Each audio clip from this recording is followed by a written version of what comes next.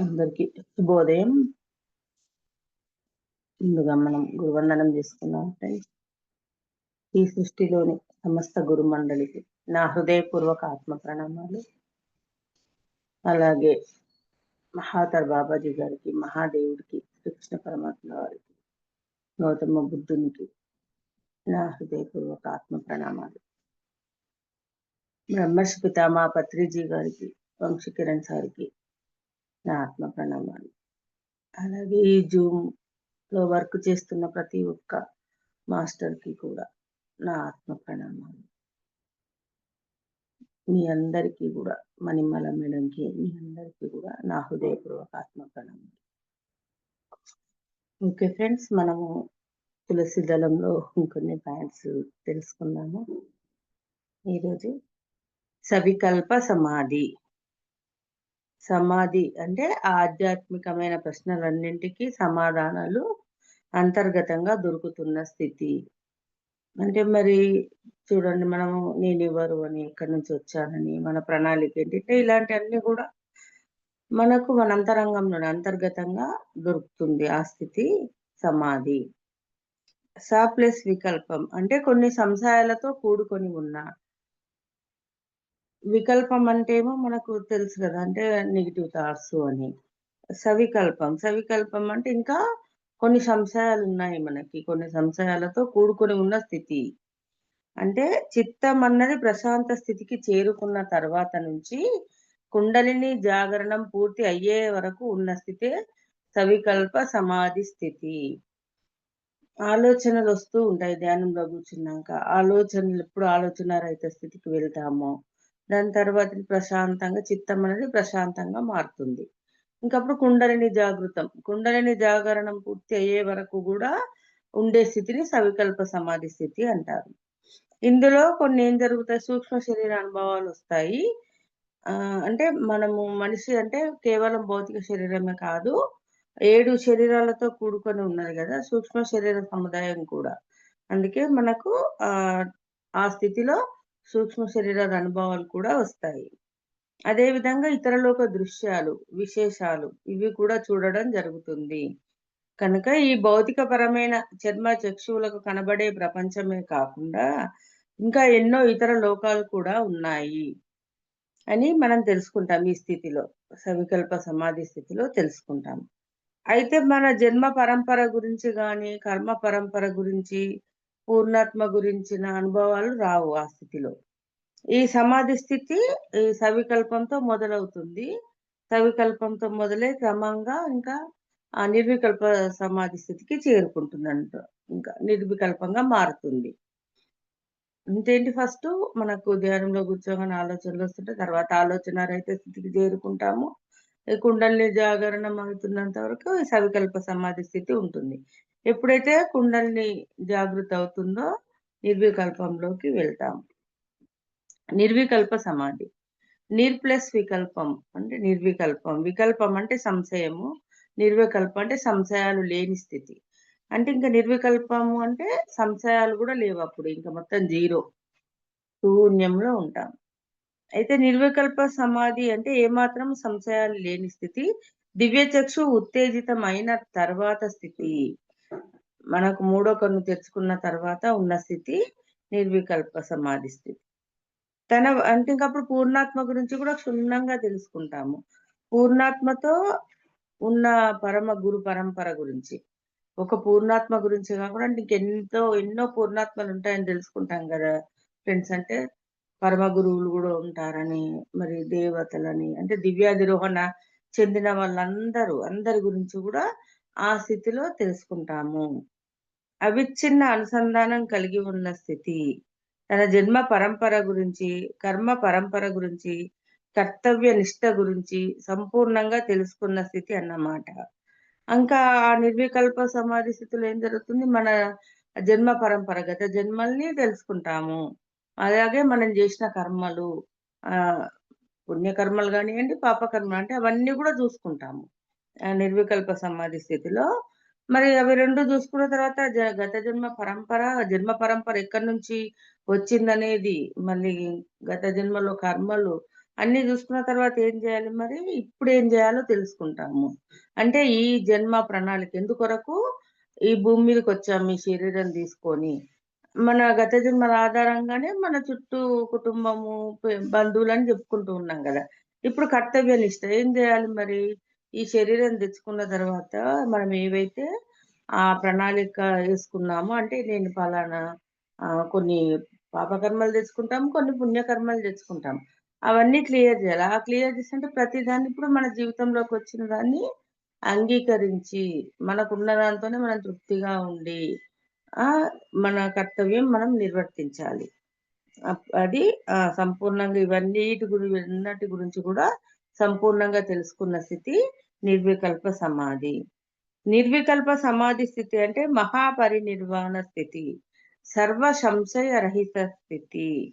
ఇంకా ఈ నిర్వికల్ప స్థితి అంటే మహాపరినిర్వాణం పొందడం అంటే ఆ స్థితే నిర్వికల్ప స్థితి.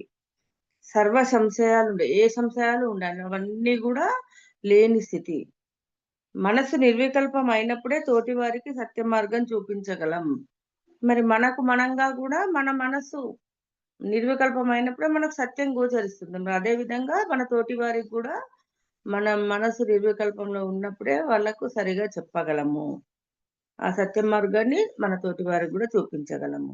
అందుకే ధ్యానానికి అంత ప్రాధాన్యత. అంటే ధ్యానం జేయండి, కళ్ళు మూసుకోండి, 2 చేతి వేళ్ళు కట్టేయండి. 2 కళ్ళు క్రాస్ జేసుకోండి. అంటే ఎందుకంటే ఫస్ట్ భౌతిక ఇంద్రియాలను కట్టేస్తున్నాం. తర్వాత అంతరంగంలో చిత్తవృత్తి నిరోధం జేసుకున్న తర్వాత ఈ స్థితులన్నీ అనుభవంలోకొస్తాయి. ఆత్మజ్ఞానం, బ్రహ్మజ్ఞానం. ఆత్మజ్ఞానం అంటే ఆత్మ గురించి జ్ఞానం. అంటే మన గురించి మనం తెలుసుకోవడం.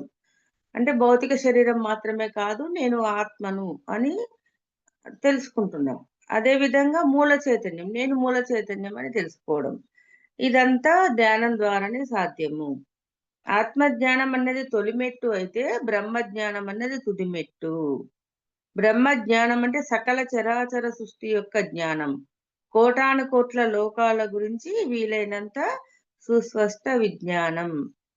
మరి ఫస్టేమో మనకు ఆత్మ గురించి తెలియదు. ఓన్లీ ఈ శరీరము మనము అనుకున్నాం. నేను అనుకున్నా. తర్వాతేంటి? ఈ శరీరమే కాదు ఆత్మ ఉంటేనే గదా! ఈ శరీరం నడిచేది. నేను ఆత్మను అనుకున్నాం. ఇంకా అంటే ఇంకా మూల చైతన్యం నుంచొచ్చిన ఒక శకలాన్ని.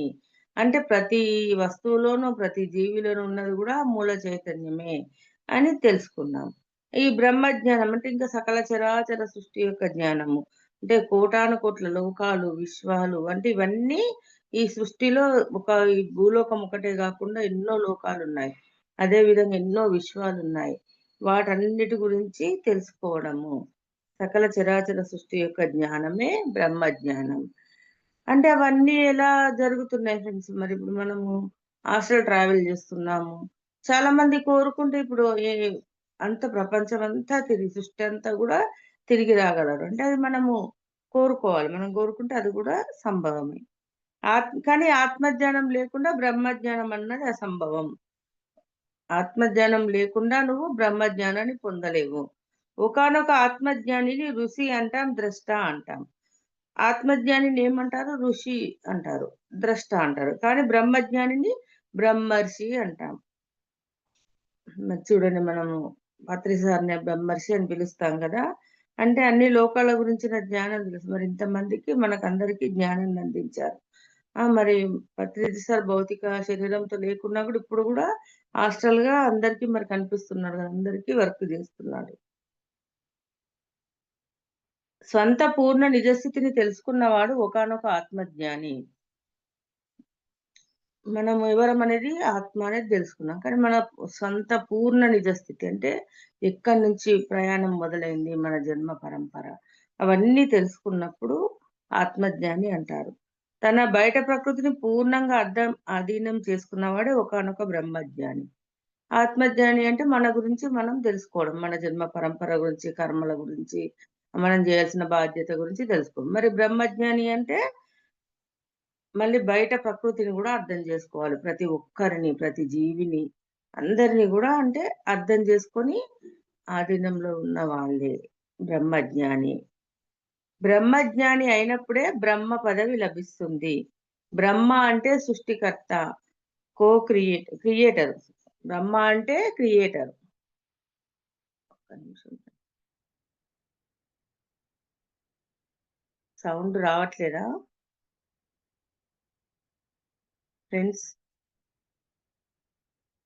సౌండ్ ఓకేనా?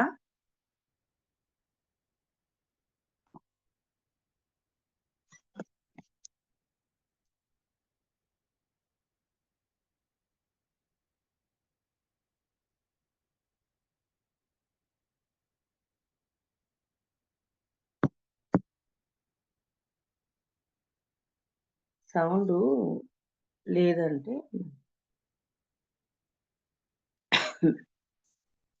బ్రహ్మజ్ఞాని అయినప్పుడే బ్రహ్మ పదవి లభిస్తుంది. అంటే మరి సృష్టికర్త పదవి. ఎప్పుడైతే ఈ బ్రహ్మాండం గురించి మనకు తెలుస్తుందో, సమస్త ప్రకృతి గురించి అవగాహన చేసుకుంటామో, అప్పుడు సృష్టికర్త పదవి చేయగలం మనం, సృష్టించడం. అంటే ఏం చేస్తాడు అప్పుడు? ఇంకా బ్రహ్మ అంటే సృష్టికర్త అని మనకు తెలుసు. మరి ఏం చేస్తాడు? కొన్ని లోకాలను, కొన్ని ఆత్మలను సృష్టిస్తాడు.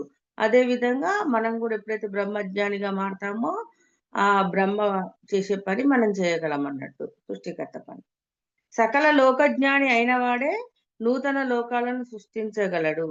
సహ సృష్టికర్త. అంటే ఇంకా అన్ని లోకాల గురించి జ్ఞానం. సకల లోకజ్ఞాని తెలుసుకున్నప్పుడు నూతన లోకాల్ని సృష్టించగలడు. అంటే అప్పుడు క్రియేటర్. బ్రహ్మ అంటే సృష్టికర్త. మనం సహ సృష్టికర్తలుగా అవ్వగలము. అంటే దీనికి ఉదాహరణే మనకు చూడండి, వశిష్ఠ మహర్షి తన కొడుకులు కోల్పోయాక విశ్వామిత్రుడు వచ్చి చంపాకంటే అరుంధతి మాత వాళ్ళ కూతుళ్ళు కలిసి ఒక నక్షత్ర మండలాన్ని సృష్టిస్తారు. అంటే ఇలాంటి ఉదాహరణలు ఉన్నాయి పురాణాల్లో చాలా. అంటే త్రిపుర రహస్య దీపిక దానిలో కూడా ఒక ఋషి ఒక లోకాన్ని సృష్టిస్తాడు అన్నట్టు ఒక పర్వతంలో. అంటే అలా సృష్టించగలడు. అంటే మరి విశ్వామిత్రుడిని కూడా మనం చూశాం కదా, ఆయన కూడా సృష్టించాడు. ఆత్మజ్ఞానం అన్నది ధ్యానం ద్వారా లభించే దివ్య చక్షు యొక్క ప్రాథమిక స్థితి. ఆత్మజ్ఞానం ఎప్పుడు అంటే ధ్యానం ద్వారానే లభిస్తుంది. మన దివ్య చక్షు ద్వారానే. ఆ ఫస్ట్ ఆత్మజ్ఞానం అనేది దివ్య చక్షు ఉత్పన్నమైనప్పుడు ప్రథమంగా వచ్చే స్థితి ఆత్మజ్ఞానం. బ్రహ్మజ్ఞానం ఏంటి అంటే దివ్య చక్షు పరిపక్వత పొందిన స్థితి. తాడై అని చెప్పుకుంటున్నాం. తాడై ఉత్తేజితమైంది అంటున్నాము. ప్రాథమికంగా వచ్చే స్థితి ఆత్మజ్ఞానం. అప్పుడు తర్వాత పరిపక్వత చెందే కొద్దీ బ్రహ్మజ్ఞానం అన్నది పరిపక్వత స్థితి. మాయ. మాయ అనే పదానికి నిర్వచనం అంటే ఏదైతే లేదో, దేనికైతే అస్థికత లేదో దానికి మాయ అని పేరు. ప్రపంచంలో రెండు వస్తువులు మాయ. అంటే ఒకటి చావు అనే భావన, రెండు నేను వేరే నువ్వు వేరే అనే భావన. చూడండి, అంటే మరి మాయ అంటే ఇప్పుడు మనం ఏమనుకుంటున్నాము? మరణించడం అంటే ఇంకా మన పని అయిపోయింది, ఈ శరీరం అంటే ఇంకా మనం లేము అనే ఉద్దేశం అంతకు ముందు. ఇప్పుడు తెలుసుకున్న తర్వాత ఏంటి అంటే ఈ శరీరమే కాదు మనకి, ఇంకా 2 శరీరాలు, 7 శరీరాలది కదా ఈ శరీరం అంటే. అంటే ఈ శరీరం పోతే, భౌతిక శరీరం పోతే ఇంకా లేదని కాదు. ఉన్నత లోకాలు ఉన్నాయి. అదే విధంగా సూక్ష్మ శరీరము, మనమయ శరీరము, కారణ శరీరం ఇవన్నీ ఉన్నాయనేది అర్థమైంది కదా. అయితే తెలియనప్పుడు ఏంటి, ఓన్లీ ఈ శరీరం ఒకటే అని, చావు అంటే ఇంకా లేము మనం అనుకున్నాం, కానీ ఉంటాము. అంటే ఆత్మ శాశ్వతం అనేది ఇప్పుడు తెలుసుకున్నాం. అదే విధంగా నేను వేరే నువ్వు వేరే అంటే మరి అందరిలో ఉన్నది కూడా పరమాత్మ స్వరూపమే. ప్రతి వారిలో, ప్రతి ఒక్కరిలో ఉన్నది కూడా. అంటే అప్పుడు ఏంటి మరి అప్పుడు నేనే దేవుడు, ఆ దేవుడే నేను. అదే విధంగా ఎదుటివాడిలో ఉన్నది కూడా ఆ భగవంతుని రూపమే అని భావించాలి. చావు ఎక్కడా లేదు. ఉన్నదల్లా ఆది అంతం లేని రూపాంతరీకరణ పరిణామ క్రమమే. అంటే మరి చావనేది లేదు. ఉన్నదంతేంది రూపాంతరీకరణ. ఇప్పుడు ఈ శరీరం పోతే ఇంకో శరీరం తీసుకుంటున్నాము. సూక్ష్మ శరీరంతో ఉంటాము. సూక్ష్మ శరీరాన్ని విడిచిపెట్టినప్పుడు మనమయ శరీరం ఉంటుంది. దాని తర్వాత కారణ శరీరము.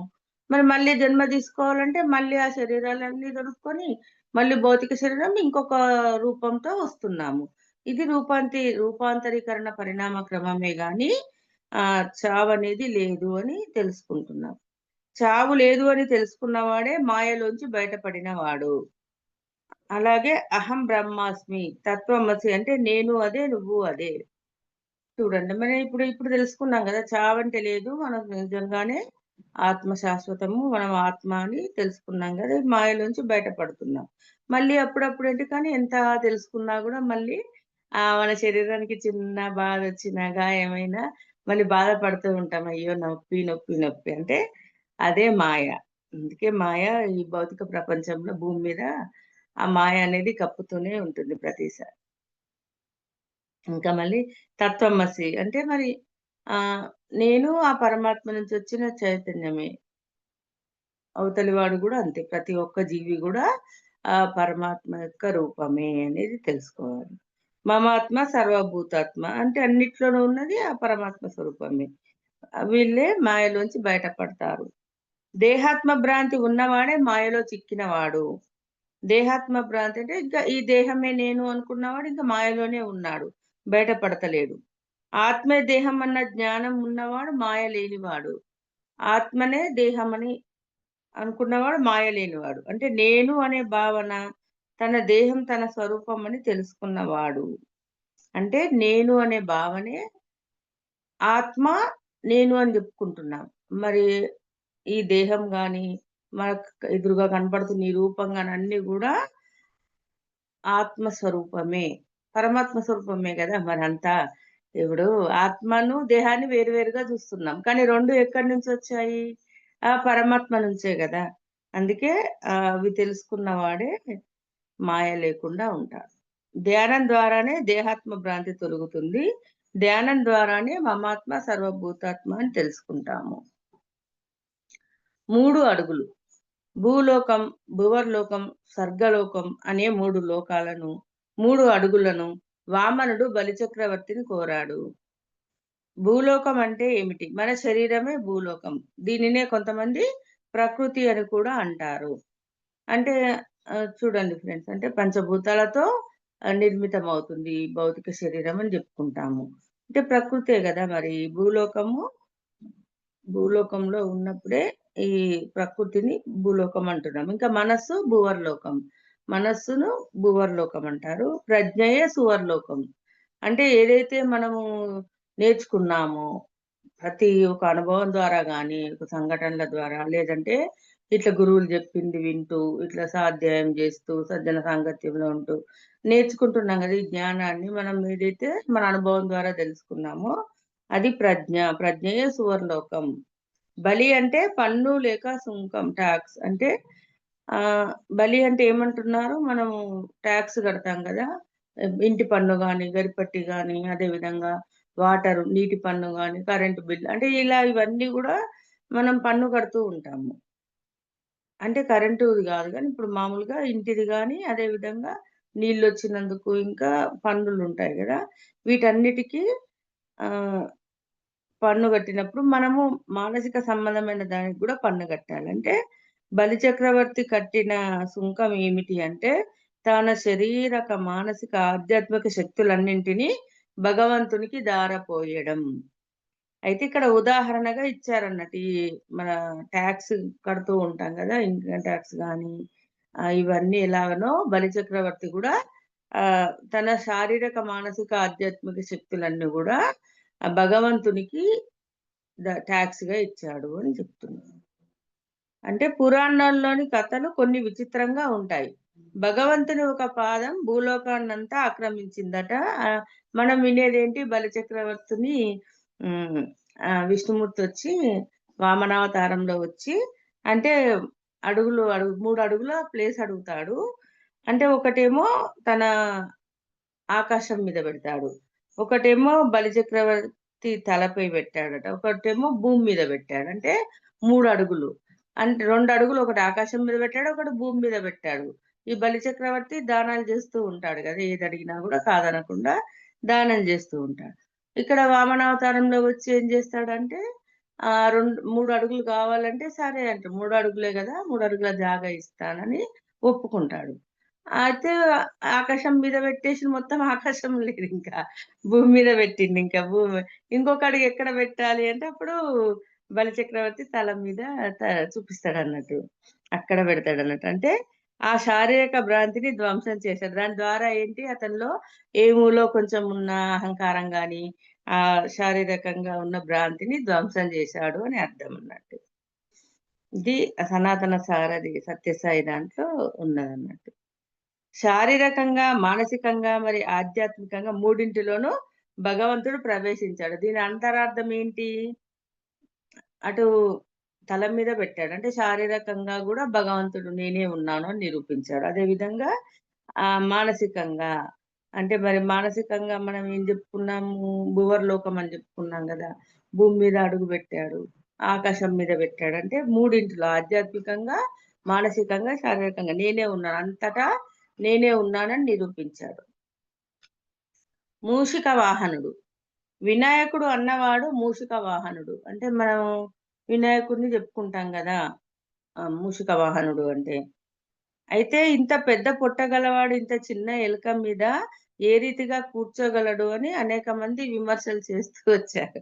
డౌటొస్తది గదా! ఇప్పుడు చిన్న పిల్లలకే చూపించామనుకోండి. ఆ ఎలుక మీద ఎట్లా కూర్చుంటాడు అని అడుగుతారు. అంటే ఆ విధంగా అంటే దీని అంతరార్థం తెలియదు. అందరికి దీని అంతరార్థం తెలియని వాళ్ళు మూర్ఖులే. ఇలాంటి అనర్థాలను అభివృద్ధి చేసి యథార్థాలను విస్మరింపజేస్తున్నారు. అంటే దీని గురించి తెలియనప్పుడు ఏం జెప్తాము? మనం గూడా ఏమి జెప్పలేము. అది అంతేరా ఒక్కొక్క దేవుడికి ఒక్కొక్క వాహనము అని మనం జెప్తాము. కానీ దాని మీద ఎలా కూర్చోగలడు అనేది చెప్పలేమన్నట్టు. కానీ మూషికం అంటే చీకటికి గుర్తు. వినాయకుడు అన్నవాడు చీకటిని తన కింద వేసుకున్నాడన్నమాట. అంటే చీకటి అణగదొక్కాడు. అంటే ఏంటి? చీకటి అనే అజ్ఞానాన్ని తొలగించి జ్ఞానాన్ని ఉదయింపజేశాడు అనేది అర్థం అంటే వినాయకుడంటే. మూషికం అంటే చీకటి. వినాయకుడంటే ఆ చీకటిని తన కింద వేసుకున్నాడు. వెలుతురిని పంచాడు లోకానికంతటికి అని అర్థం. అందుకే మూషిక వాహనుడు అంటే ఎలుకనెక్కిన వాడని కాదు. చీకటిని అణగదొక్కి జ్ఞాన ప్రకాశాన్ని అందించిన వాడు అని అర్థం. మూషిక వాహనుడంటే ఎవరు? చీకటిని అణగదొక్కి జ్ఞాన ప్రకాశాన్ని అందించిన వాడు. ఆహారం, వ్యవహారం. దేహం అన్నది వేరే, దేహి అన్నది వేరే. అన్నం, నీరు, రొట్టె మొదలైనవన్నీ మన దేహానికి ఆహారం మాత్రమే. అంతేకాని దేహికి కాదు, మనకు కాదు. అంటే ఏంటి ఇప్పుడు? దేహం అంటే ఈ భౌతిక శరీరం అని చెప్పుకున్నాం. దేహి అంటే మరి దీనిలో ఉండే ప్రాణం. ఇప్పుడు జీవాత్మ అని చెప్పుకుంటాం కదా! జీవుడు అని. అయితే మనం తినే ఆహారం అంతా గూడా అన్నం గాని, రొట్టె గాని, నీరు గాని ఇవన్నీ ఒక భౌతిక దేహానికి మాత్రమే ఆహారము. కానీ లోపలున్న ఆత్మకు కాదు, మనసుకు కాదు. మరి జ్ఞానేంద్రియాల ద్వారా, జ్ఞానేంద్రియాల ద్వారా బహిర్జ్ఞానం శరీరం లోపలి చైతన్యాన్ని అంటే దేహిని చేరి దానిని ఉత్తేజపరిచేదే మనకు ఆహారం. అంటే ఏదైతే మనం జ్ఞానేంద్రియాలు కళ్ళు, ముక్కు, చెవులు, నాలుక, చర్మం ఇవన్నీ చెప్పుకుంటాం గదా! అంటే వీటి ద్వారా మనం ఏదైతే చూస్తున్నాము, వింటున్నాము, మాట్లాడుతున్నాము ఈ జ్ఞానం అంతా బయట మళ్ళీ ఇదంతా బయట జ్ఞానమే. చూసేదేంది మన ఎదురుగా కనిపించేది. వింటున్నాము. ఇప్పుడు నేను క్లాస్ చెప్తున్నా మీరందరూ వింటున్నారు. అదే విధంగా నేను వేరే గురువుల క్లాసులు అంటే ఇదంతా గూడా ఈ జ్ఞానాన్నంతా మన ఆహ్, దేహిని చేరుతుంది. ఆత్మకు చేరుతుందన్నట్టు. ఇది ఆత్మకు ఆహారము. ఆత్మకు ఉత్తేజపరిచేదే ఆహారం. అందుకే గదా! సజ్జన సాంగత్యంలో ఉండాలి అనేది. సజ్జనులతోనే సాంగత్యం జేయాలనేది. ఎప్పుడు స్వాధ్యాయం జేయాలి, ధ్యానం జేయాలని జెప్పేది వీటి ద్వారానే మన ఆత్మకు ఆహారం అన్నట్టు. పంచ కర్మేంద్రియాల ద్వారా మనం చేసే చేష్టలే మన వ్యవహారం. అంటే ఇప్పుడు కర్మేంద్రియాలు. కాళ్ళు, చేతులు ఇవన్నీ జెప్పుకుంటాం గదా! కర్మేంద్రియాల ద్వారా ఏ పనులు జేస్తున్నాం మనము. ఏ పనులు జేస్తున్నామో అదే మన వ్యవహారం అన్నట్టు. అంటే ఉదాహరణకు మన మాటలు ఇతరులకు వారి చెవుల ద్వారా ఆహారం అవుతుంది. మన చేష్టలు ఇతరులకు వారి కళ్ళ ద్వారా ఆహారం అవుతుంది. అంటే ఇప్పుడు మనము మాట్లాడేది ఇతరులు వింటున్నారు. కానీ మనకు మరి వాళ్ళు మాట్లాడినప్పుడు నేను వింటాను. ఇప్పుడు మీరు మాట్లాడినప్పుడు నేను వింటాను. అంటే మన వ్యవహారం అనేది ఇతరులకు ఆహారము. మన చేష్టలు గాని, మన మాటలు గాని ఇవన్నీ ఇతరులకు ఆహారం అవుతుంది. ఆత్మకు. అందరి లోపల ఆత్మ ఉంది గదా! తినే తిండి మాత్రం కేవలం భౌతిక శరీరానికి ఆహారము. కానీ మే మనం చేసే వ్యవహారం అంతా గూడా ఇతరులకు ఆహారం అవుతుంది. అదేవిధంగా ఇతరుల వ్యవహారము మనకు ఆహారము. అందుకే ఆహారం, వ్యవహారం అని జెప్పారు. ఇంకా ఈ ఆహార వ్యవహారాలలో జాగ్రత్త వహించాలి. ఒక్క నిమిషం.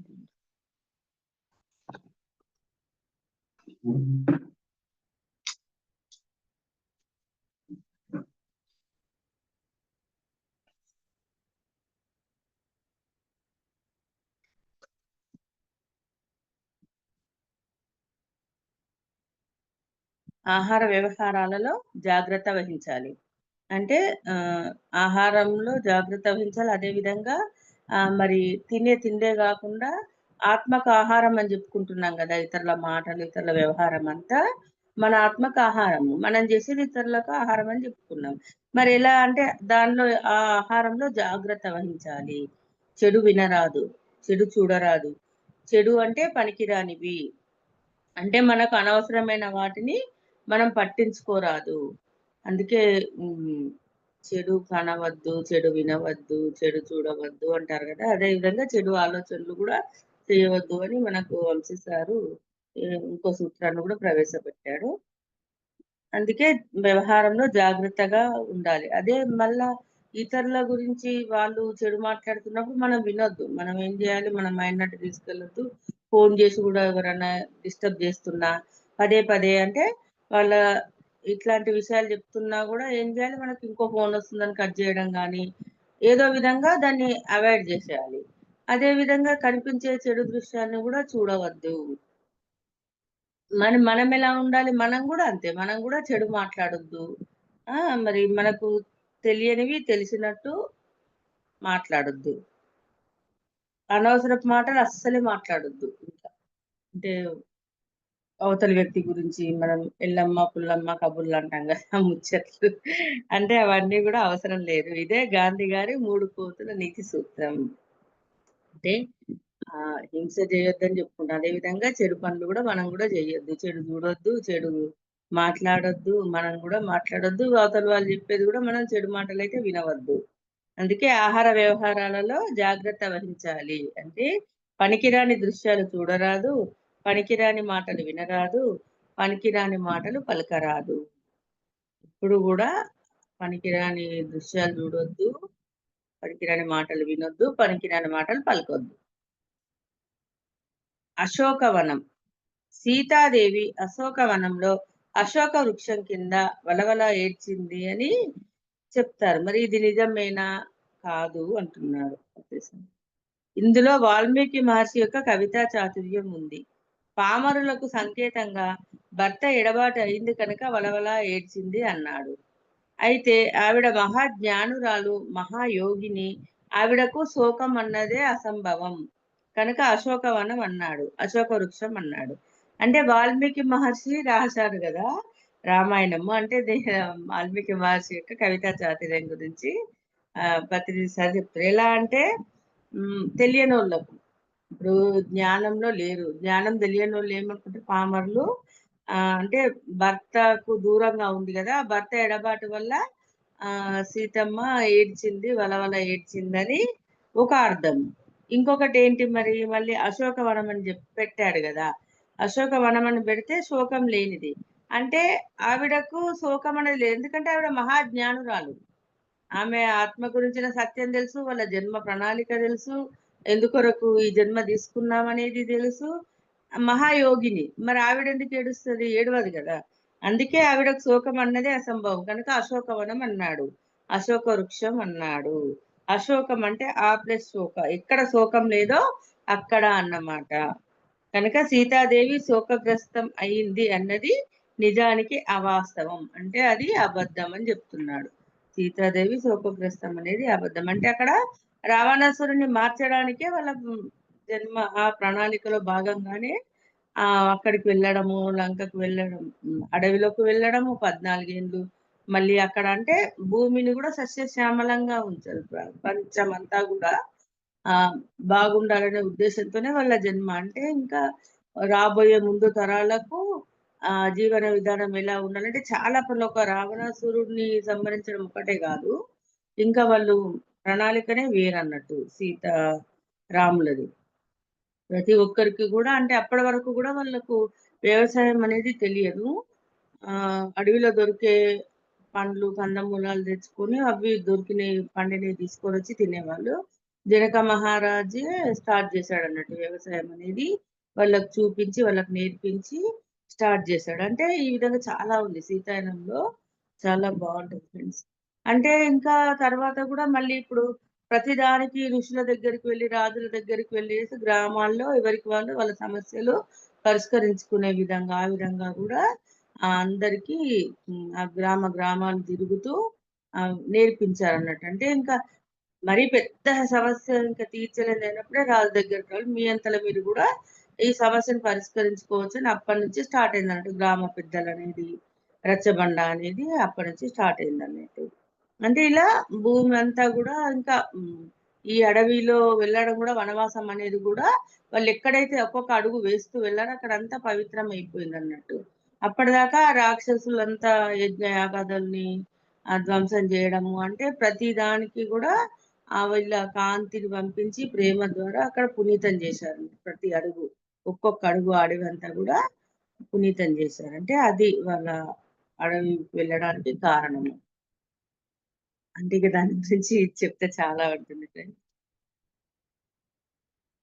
సవిరామ పరిశ్రమ. పరిశ్రమ అన్నది ఎప్పుడు చేసే తీరాలి. అప్పుడే పనులు జరుగుతాయి. అప్పుడే విద్యలన్నీ అబ్బుతాయి. అప్పుడే కళలను పూర్తిగా నేర్చుకుంటాం. అంటే మనం ఏదైనా చెయ్యాలన్నా, అంటే ఏదైనా నేర్చుకోవాలన్నా, మన కష్టం ఉండాలి గదా! దాని మీద శ్రద్ధ పెట్టాలి. దానికోసం టైం ఇవ్వాలి. ఆ వర్క్ చెయ్యాలి మనం. అంటే దాని ద్వారానే సకల విద్యలు తెలుసుకోగలుగుతాము. సకల కళల్ని అభ్యసించగలుగుతాం. అంటే ఎవరికి ఏది ఇష్టం ఉదాహరణకు సంగీతం నేర్చుకోవాలనుకుంటారు. మరి ఆ గురువు నేర్పే గురువు ఉంటాడు. కానీ మనం గూడా దానికి టైం ఇచ్చి అది ఎలా పలకాలో నేర్చుకొని దాని మీద సాధన జేసినప్పుడే గదా! ఏదైనా ప్రతి ఒక్కటి గూడా అంటే పరిశ్రమ అనేది ఉండాలి. కానీ అవిరామ పరిశ్రమ మాత్రం పనికిరాదు. అంటే అసలు చేయకుండా ఉండడం అనేది పనికిరాదు. సవిరామ పరిశ్రమ పద్ధతే సరియైనది. అంటే హ్మ్. సవిరామ పరిశ్రమ అంటే పరిశ్రమ అంటే చేయడము, నేర్చుకోవడము ఇవన్నీ. కానీ సవిరామ పరిశ్రమ అంటే విశ్రాంతితో కూడిన అంటే ఎలాగో ఇది జెయ్యాలి అని జెప్పి ఇంకా అవిరామంగా అంటే కృషి జేశారనుకోండి, అప్పుడింకా ఉన్నది కాస్త ఇంకోలా తయారవుతుంది. అంటే మన శరీరం గూడా దెబ్బతింటుంది. అంటే మొదటికే మోసం వస్తుంది. అవిరామం అన్నది అది మోహం కిందికొస్తుంది. ఏదైనా అతిగా ఉండొద్దు. అందుకే సవిరామ పరిశ్రమ. కాసేపు విశ్రాంతి తీసుకుంటూ మనం కాసేపు పని జేయాలి.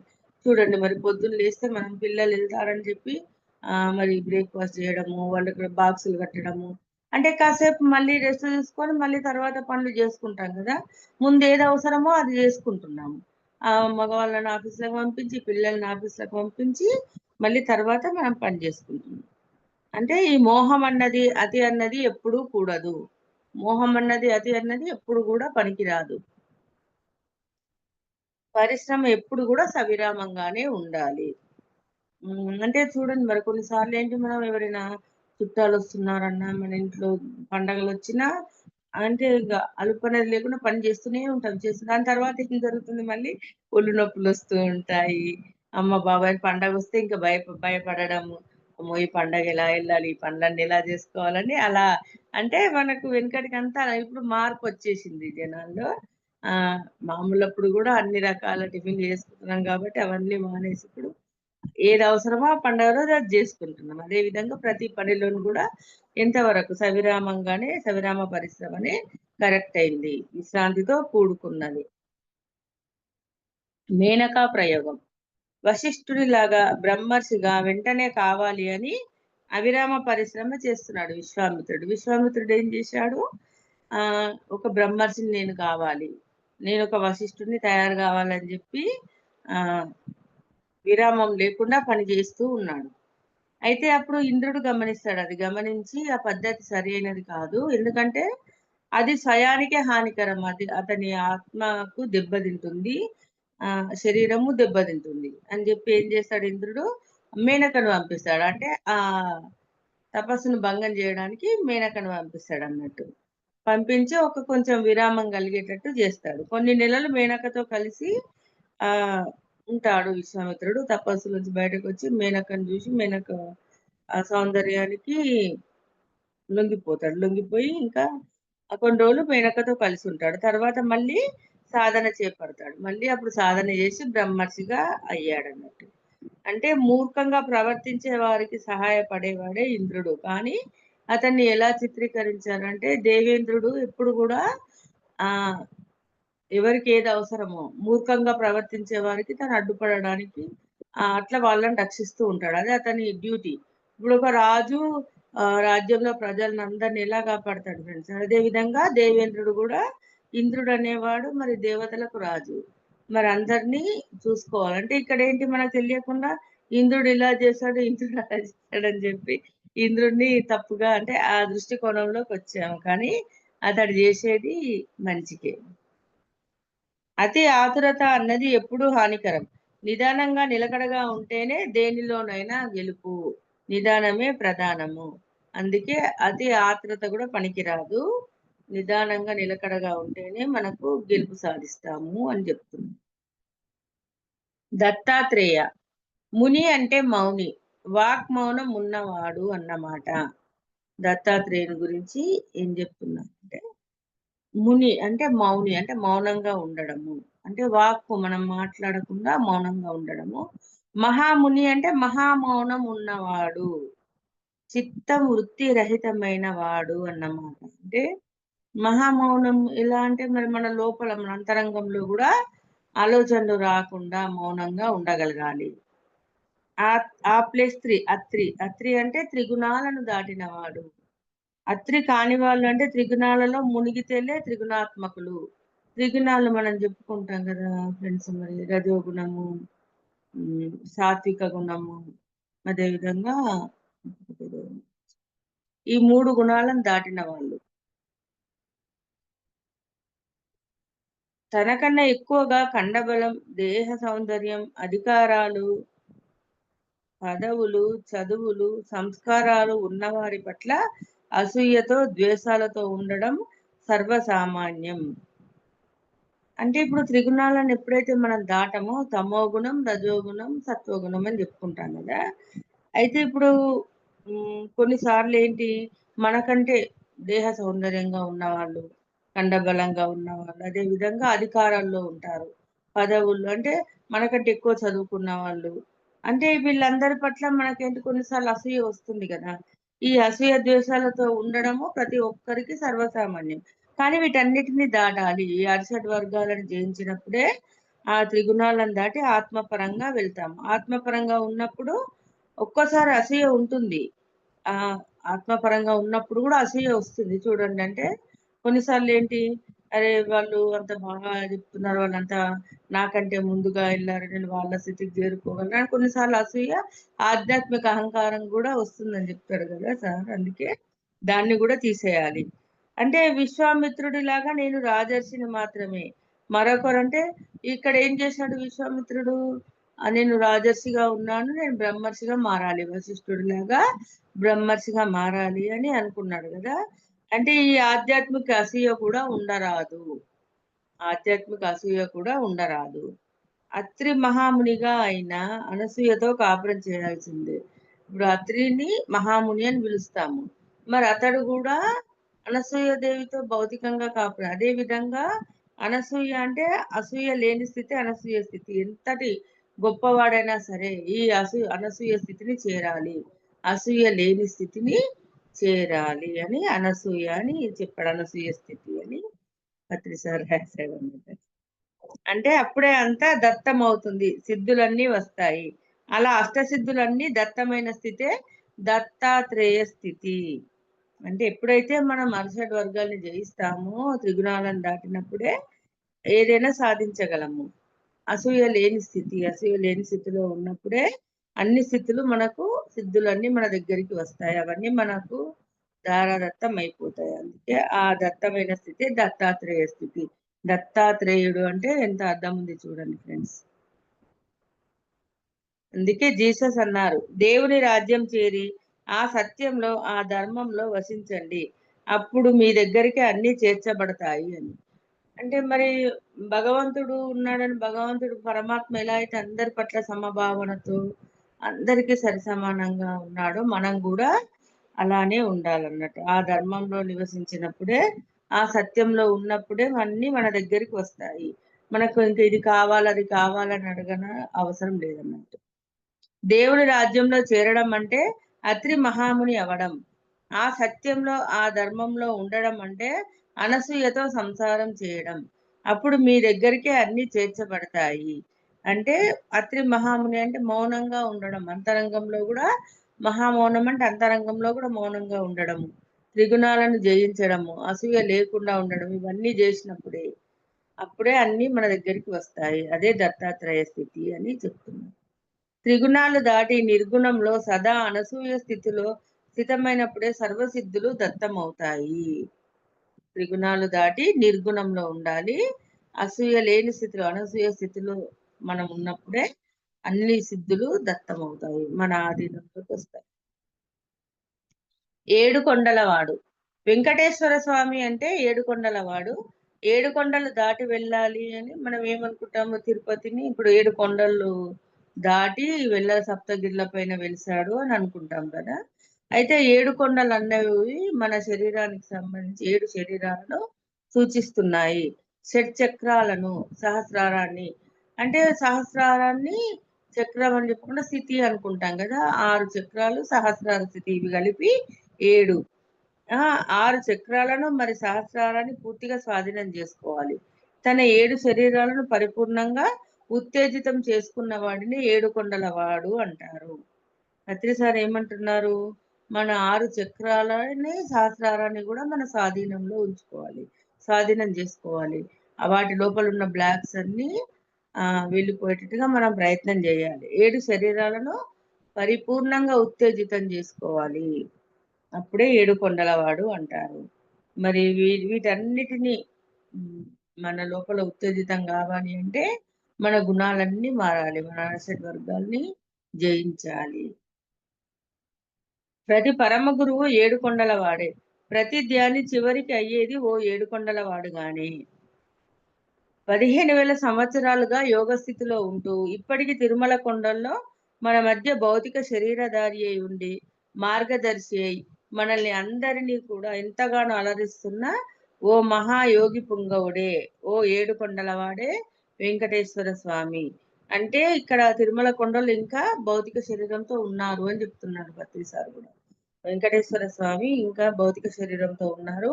ఇలా 1500 సంవత్సరాలుగా యోగ స్థితిలోనే ఉన్నారు. మన మధ్య భౌతిక శరీరధారి అయి ఉన్నారు. మనకందరికీ మార్గదర్శిగా ఉన్నారు. అందరినీ ఎంతగానో అలరారుస్తున్నారు. ఒక మహా యోగి పుంగవుడే వెంకటేశ్వర స్వామి. పుత్రుడు పున్నామ నరకం. పున్నామ నరకం. పునః ప్లస్ నామ ప్లస్ నరకం అంటే మళ్ళీ మళ్ళీ పేరు తీసుకునే నరకం. అంటే పునర్జన్మ అన్నమాట. అంటే చూడండి మరి ఈ జన్మలో నాకొక పేరుంది. ఇప్పుడు కిందటి జన్మలో ఇంకొక రూపము, ఇంకొక పేరు. అదే విధంగా ముందు రాబోయే జన్మల్లో ఇంకొక రూపం, ఇంకొక పేరు. అంటే మళ్ళీ మళ్ళీ పేరు తీసుకుని అంటే నరకం అంటే ఇదంతా మనము ఈ భౌతిక జీవితం అంతా నరకంలా భావిస్తాం గదా! అందుకే మళ్ళీ మళ్ళీ పేరు తీసుకునే నరకం అని జెప్తున్నాను. పుత్రుడు అంటే వారసుడు. మన గుణాలను సంతరించుకున్నవాడు. మన జ్ఞానాన్ని గ్రహించినవాడు. కనుక పుత్రుడు మనల్ని పున్నామ నరకం నుంచి తప్పిస్తాడు. అన్ అంటే మనం ఏమనుకుంటాము, మన పుత్రుడు అంటే మన వారసుడు. ఆహ్, మన వంశంలో, మన కుటుంబంలో పుట్టాడు. మన పుత్రుడిని, కొడుకుని వారసుడు అనుకుంటాము. అంటే మన గుణాలను సంతరించుకొని మన జ్ఞానాన్ని గ్రహించిన వాడు పున్నామ నరకం నుంచి తప్పిస్తాడు పుత్రుడు అనుకుంటాం. అయితే మనకేంటి ఆత్మ శిష్యుల ద్వారానే జన్మరాహిత్య పదవి వస్తుంది. ఎప్పుడైతే మన శిష్యులు ఉంటారు గదా! మన ఆత్మపరంగా ఆత్మజ్ఞానం తెలుసుకుంటూ ఉంటాం. వాళ్ళ ద్వారానే జన్మరాహిత్య పదవి వస్తుంది గానీ, మన కొడుకు ద్వారా రాదు. పున్నామ నరకం నుంచి తప్పిస్తాడని చెప్పుకుంటాం గానీ, నిజంగా జన్మరాహిత్య పదవి ఎప్పుడొస్తుందంటే మన శిష్యుల ద్వారా. పుత్రుడు అంటే ఆత్మ శిష్యుల ద్వారా. శిష్యులంటే మామూలుగా భౌతికంగా చదువులు చెప్పేవాళ్ళు కాదు. ఆత్మ జ్ఞానాన్ని బోధిస్తే ఇప్పుడు చూడండి పత్రి సార్ ఉన్నారు. పత్రి సార్‌కి సదానంద గారు గురువు గారు. ఇంకా వేరే గురువు ఉన్నారు. అంటే పత్రి సార్ కింద ఎంతమంది శిష్యులు తయారయ్యారు?